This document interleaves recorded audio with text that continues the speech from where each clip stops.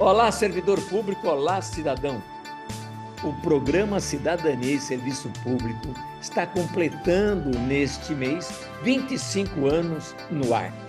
E não poderia ser diferente entrevistarmos Silvio Miceli, que foi um jornalista que trabalhou com a gente no início deste programa. Silvio Miceli está lá em Portugal, discutindo coisas do serviço público de lá e aqui do Brasil. Então, aos 25 anos, Cidadania e Serviço Público é um programa internacional. Vamos ouvir Silvio Miceli, lá de Portugal. Venham conosco.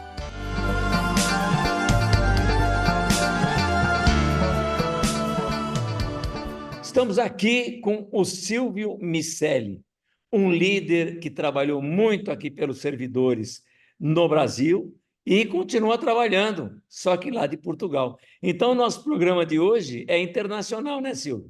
Aqui de São Paulo, eu e você aí de Portugal. Vamos começar dizendo como é que anda Portugal, Silvio? Bom, Gozi, primeiro agradecer o convite, saudar todos os nossos amigos, as nossas amigas, os nossos telespectadores, os nossos internautas, por essa data maravilhosa. Tem que ter aquilo roxo, né, para chegar a 25 anos de um programa de TV segmentado como é o Cidadania e Serviço Público, e com todos os percalços, né, que nós caminhamos durante todo esse tempo, né? São 2 décadas e meia, são 2 gerações. Portugal, até brincava com você antes de nós começarmos a gravar, tanto lá quanto cá, maus fados há. Existe um problema político muito sério, porque o primeiro-ministro Antônio Costa renunciou por conta de uma denúncia meio complicada aí a respeito de favorecimentos e corrupção. E aqui em Portugal, quem é da ala do governo diz que nós temos agora uma lava-jato em relação à lava-jato do Brasil, né? Nós temos aqui uma lava-jato em Portugal. A verdade é que ele renunciou, o presidente, aqui o regime é parlamentar, parlamentar efetivamente, né? Não é igual esse parlamentarismo que tem no Brasil, que o Congresso manda, mas o presidente diz que manda e diz que assina, né? Então, aqui, o presidente dissolveu o Congresso Nacional, a Assembleia da República, que é unicameral, é só a Assembleia da República, e tem eleições marcadas agora para o dia 10 de março, né? Há um crescimento, não é exclusividade do Brasil, há um crescimento da direita aqui em toda a Europa, né?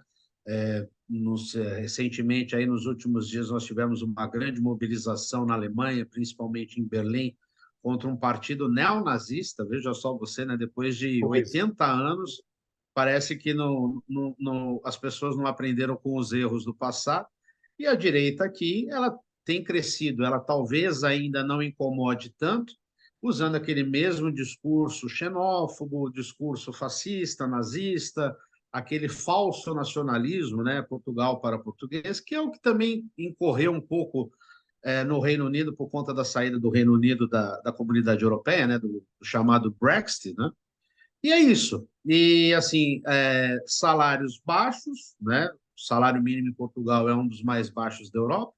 Os servidores públicos aqui também estão em mobilização. Hoje, nesse dia, exatamente que nós estamos gravando, nós temos uma grande mobilização marcada para Lisboa do pessoal de segurança, policiais, Guarda Nacional Republicana, policiais de presídio e tudo mais, que eles estão reclamando de salário. Na semana passada, nós tivemos também uma paralisação dos servidores do Judiciário, que é a nossa casa, né, a nossa origem. Sim. Aqui também em Portugal, os servidores do Judiciário também reclamando de salários, e, enfim, enquanto você não tiver um novo governo, que vai ser instalado a partir do dia 10 de março, e aí busca-se aquelas.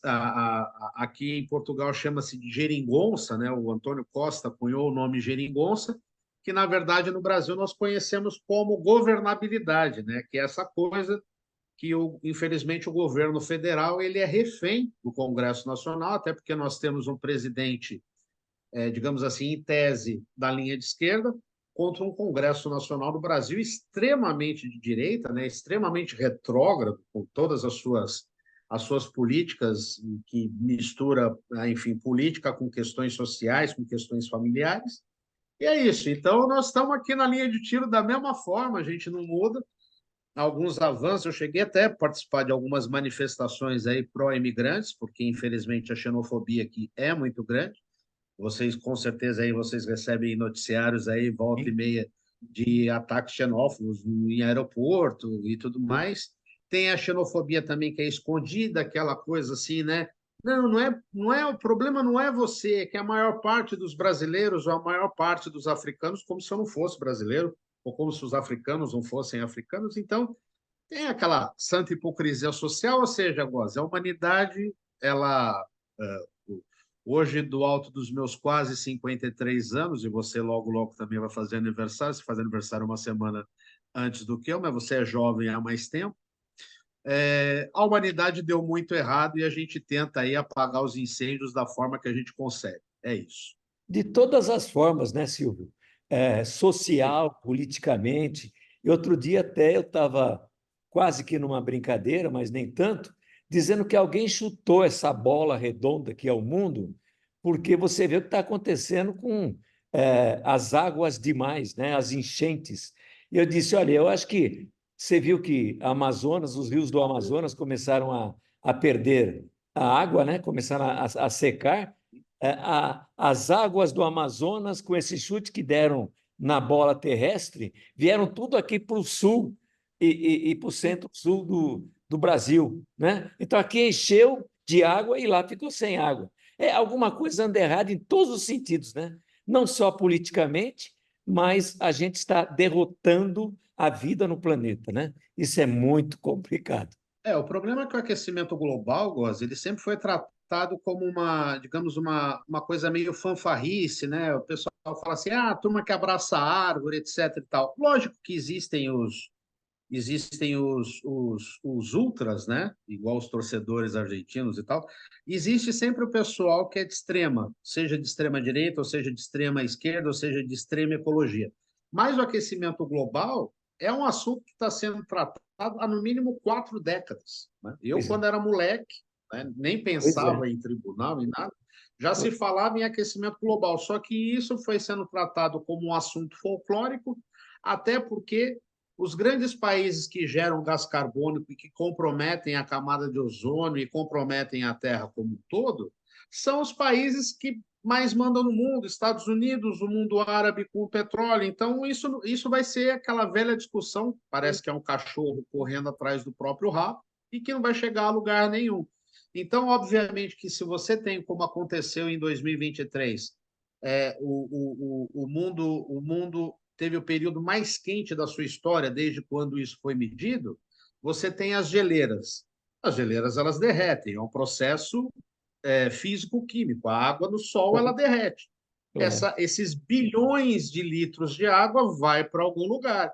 E aí você tem fenômenos que estão acontecendo no Brasil que nunca aconteceram. Tsunami, imagina, tsunami, essas coisas todas que aconteceram, ou no ano passado, ou retrasado, que aconteceu também no Recife, que ficou inundado, porque o fogo, quando ele termina de queimar, ele para. Quando ele não tem mais nada para queimar. A água não, a água ela vai lambendo tudo. Então é isso que nós temos. Infelizmente, é uma política que é tratada, como eu repito, tratada de forma meio folclórica e que as pessoas não estão nem aí porque cada um quer manter o seu status quo, né? Então, quando você fala, por exemplo, nós temos que revitalizar, você pegou uma época de ouro no Brasil das estradas de ferro, que Sim. eram muito mais econômicas, muito mais, enfim, muito mais rápidas e tudo mais. Imagina, hoje, os lobbies aí das grandes corporações de gás, de petróleo, vão cair matando. E é isso.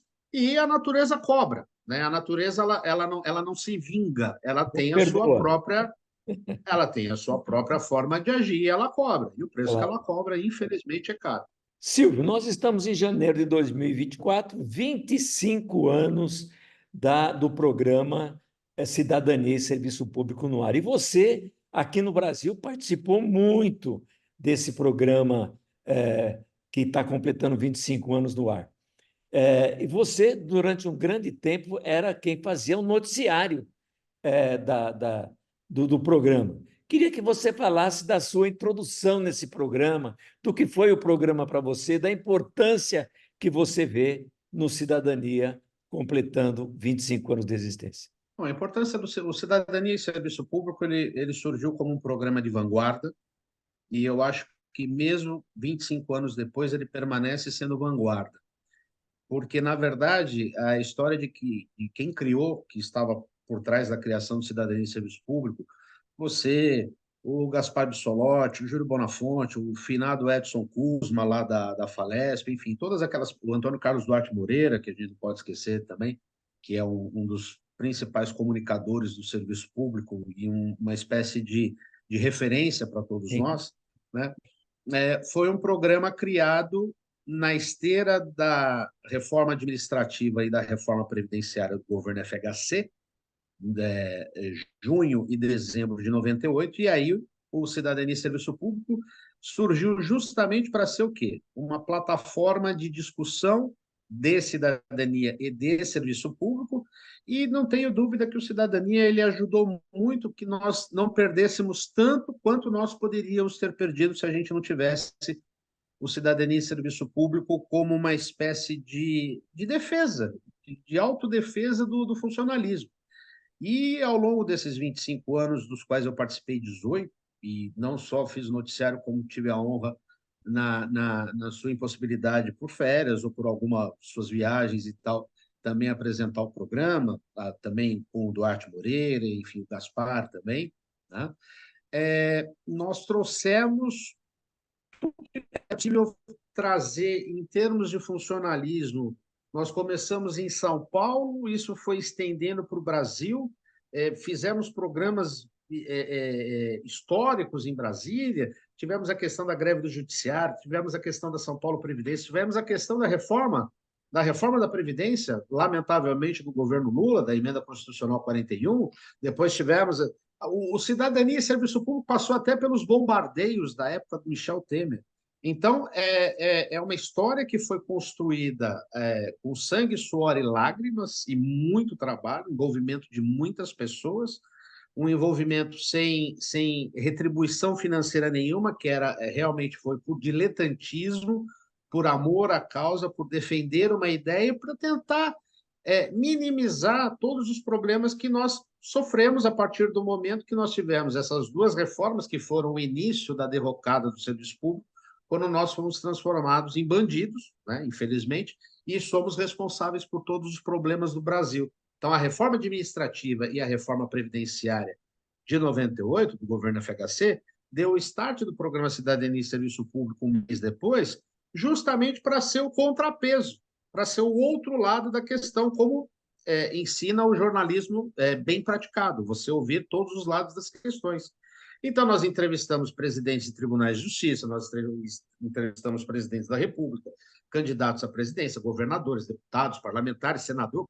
Quantas são? Eu já perdi, mas acho que deve ter mais de 1.200, 1.300 programas, não vou saber agora exatamente, que fomentou, pelo menos fomentou a discussão, porque se não tivesse o Cidadania e Serviço Público, Goza, não tenho dúvida que nós estaríamos numa situação muito pior, porque sem essa defesa que o Cidadania e Serviço Público fez ao longo de todo esse processo, nós estaríamos abandonados, nós não teríamos efetivamente um canal que a gente pudesse falar entre nós e com a sociedade, falar para o cidadão que a história não é bem assim, porque ele só vê a ponta do iceberg, ele só vê lá o escrevente lá no cartório, ele vai ver lá o enfermeiro lá no posto de saúde, ele não sabe de toda a história que está por trás, né? Dos colegas, por exemplo, da segurança pública, que compravam o seu próprio cartucho de impressora para poder trabalhar, porque o governo não tinha. Né? Então, eu tenho uma honra muito grande de ter participado, de ter contribuído para a história do serviço público, que faz parte realmente da minha vida, não tem como eu contar o trabalho que eu fiz sem ter passado pelo Cidadania e Serviço Público, por tudo aquilo que ele representa. Né? E, repito, foi um programa de vanguarda e permanece sendo de vanguarda, porque quando você fala que você está na briga da Convenção 51 da OIT, ou da questão da reforma administrativa do governo Lula, que deve, né, por conta de todas as questões que envolvem o Congresso Nacional hoje, né, um Congresso extremamente que pratica achaques contra o governo federal a todo instante, o Cidadania e Serviço Público ele permanece, infelizmente, nessa situação, ele permanece tão fresco e tão vibrante como 10 de janeiro de 99. Porque a luta permanece, né? É uma frase batida, né? A luta continua, companheiro. E a luta continua, porque ela sempre vai ter que continuar, porque sempre vai ter que alguém se levantar contra o status quo para tentar reverter os problemas que são atribuídos ao serviço público e aos servidores.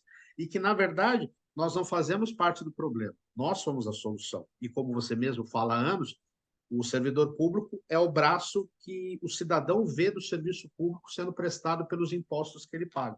É isso. Você falou bastante aí, importante, sobre o serviço público e sobre reformas. Você sabe que agora nós temos ainda parado na Câmara Federal uma reforma administrativa, a tal da PEC 32, extremamente prejudicial, acaba com o Estado brasileiro. Nós temos o governo Lula falando que a reforma administrativa ele vai fazer, que ele vai começar agora. Eu entendo que até a discussão sobre a OIT 151 da OIT tem a ver com essa coisa que o governo quer como reforma, e até no estado de São Paulo, que nós temos um governo ligado ao Bolsonaro, bolsonarista, que já está falando numa reforma administrativa no estado de São Paulo. Já fez uma primeira parte, agora está ensaiando para mandar para a Assembleia a segunda parte. Sempre que nós temos uma coisa assim, nós temos que brigar, porque não é prejuízo para o servidor, não, é prejuízo para o cidadão dentro do serviço público. Eu gostaria que você tocasse um pouquinho no assunto que é o serviço público aí em Portugal e o que você acha do serviço público no Brasil. Veja só você que nós vivemos um anacronismo, né? No atual governo do Estado de São Paulo, que largou anos de PSDB para viajar com um turista, que não conhece o Estado, não sabe enfim, não tem conhecimento de causa. Não, o fato não é dele ser carioca, ele pode ter sido carioca. Fernando Henrique Cardoso, muita gente não sabe, mas ele é natural do Rio de Janeiro, só que ele fez a carreira política dele em São Paulo, é diferente, né? Então, nós vivemos um anacronismo, porque todas aquelas coisas neoliberais que se falava nos anos 80, com a Margaret Thatcher, como primeira-ministra da Inglaterra, com o Ronald Reagan, que era o presidente dos Estados Unidos da época, hoje todo mundo está voltando para trás. Há mais ou menos 2 anos, a primeira-ministra alemã, que já saiu do cargo, tem outro agora, o Olaf Scholz, a primeira-ministra alemã Angela Merkel, o que ela fez? Ela reestatizou todas as universidades, porque para ela não tinha como cobrar dos alunos, dos alemães e dos descendentes alemães, cobrar uma mensalidade, sendo que a educação é a base de tudo. Educação e saúde, poxa, ninguém está inventando a roda. A Suécia agora, por exemplo, você vê, eles estão retomando o ensino por meio de livros porque viu que a digitalização ela não é tão colaborativa assim. Porque você tem que ter o meio impresso, a digitalização dentro da educação, e você conhece educação também, né, pela sua formação de cinema, a digitalização dentro da educação ela tem que ser um acessório, ela não tem que ser fundamental. Então, veja que nós continuamos na contramão daquilo que se fez de errado aqui na Europa há 4 décadas, né? O auge foi 82, 83 e tal, e que agora eles estão voltando para trás e no Brasil nós queremos fazer a mesma coisa. O serviço público aqui em Portugal, o problema do serviço público aqui em Portugal é de manutenção das pessoas. Como o salário mínimo aqui é um dos menores da Europa, e aqui, obviamente, que o cidadão português ele tem livre trânsito na comunidade europeia, ele se forma aqui e vai trabalhar na França.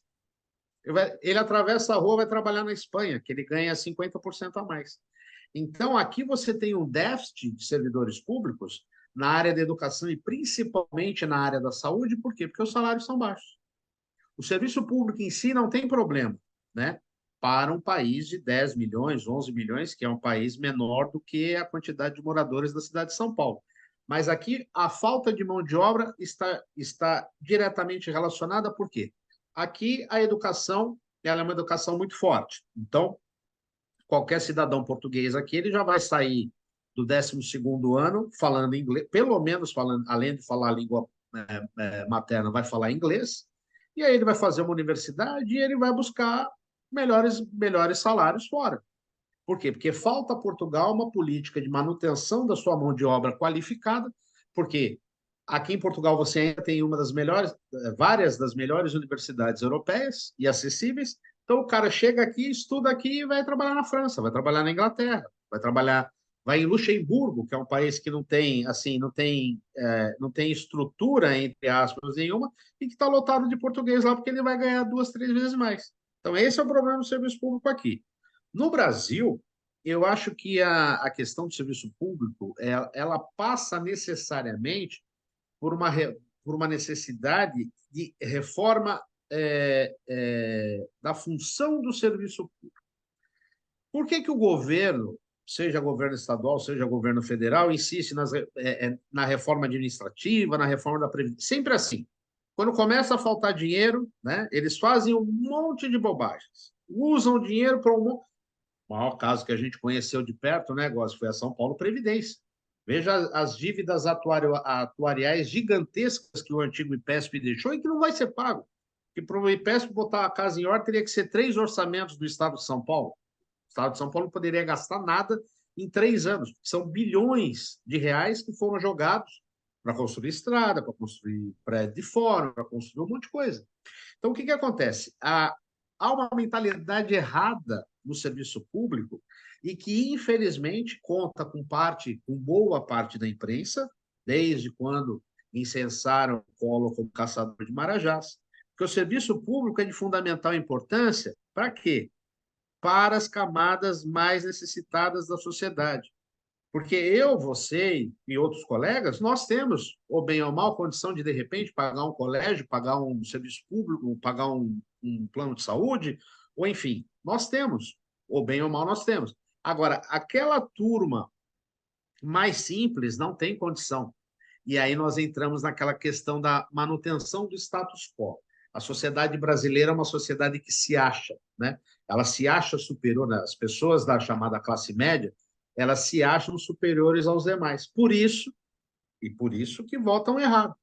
Porque durante uma década e meia de um governo, em tese, mais voltado para o social, muita gente saiu da classe C para a classe B. E aí, quando o cara sai da classe C para a classe B, ele acha que ele faz parte da classe principal, né? E aí, o que acontece? Ele vota junto com os caras que querem manter o status quo deles. Eles não estão ligando para o cara da classe C.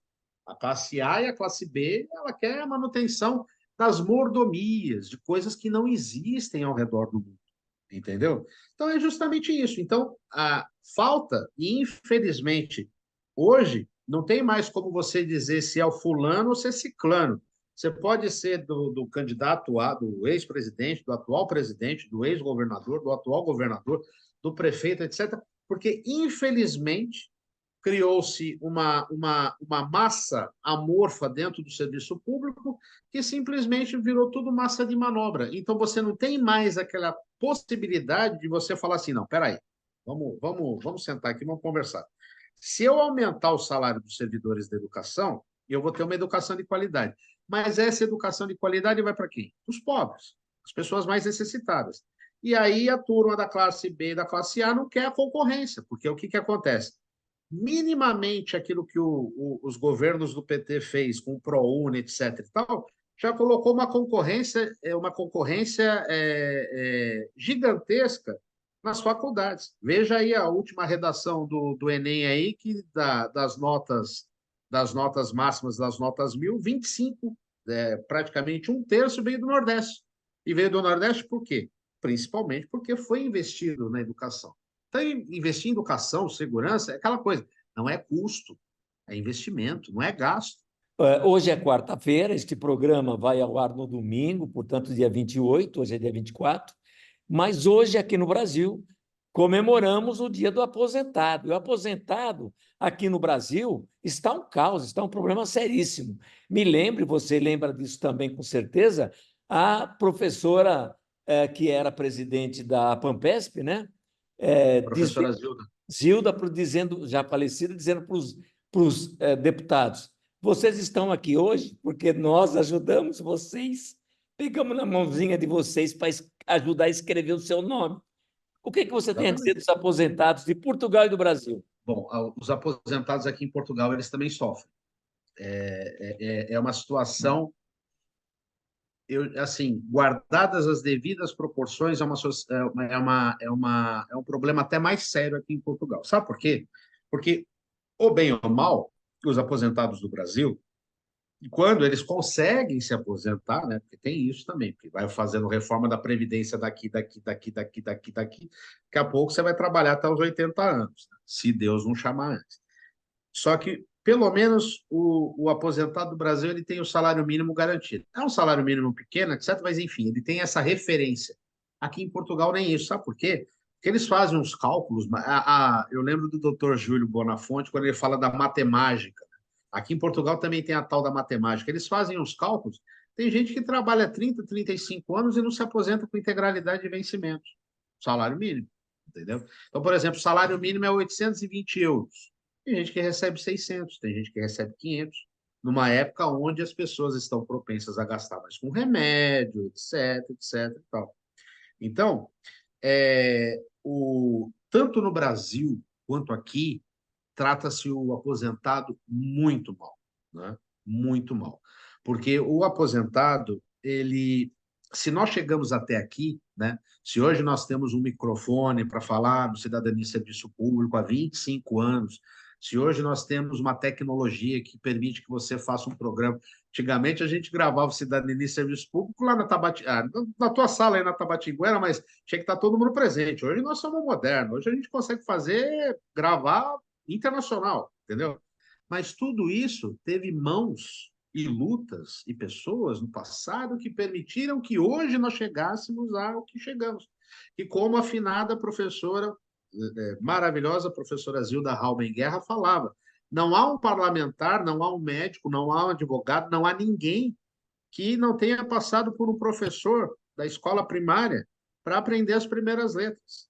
E são esses profissionais que são os mais mal remunerados que existem, são os mais maltratados que existem. E criou-se, infelizmente, um ciclo vicioso que nada muda.